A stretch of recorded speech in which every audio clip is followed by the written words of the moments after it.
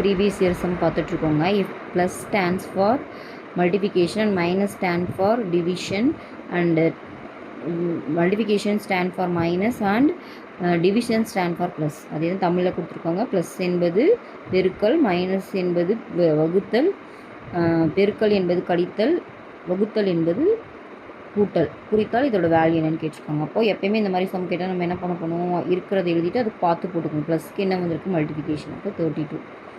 ஓகேவா? மைனஸ்க்கு என்ன, டிவிஷன். 4.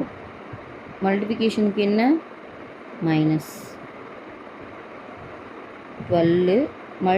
டிவிஷனுக்கு என்ன, ப்ளஸ். ஓகேவா?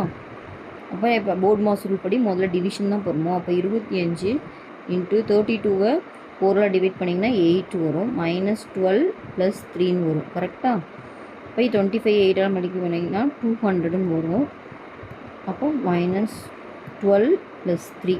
கரெக்டாக? அப்போ முதல்ல அடிஷன் பண்ணுவோமா? அப்போ 203 - 12. அப்போ 3ல் 2 போனால் 1, 20ல் 1 போச்சுன்னா 19. அப்போ 191 தான் இந்த சம்மோட ஆன்சர். ஓகேவா?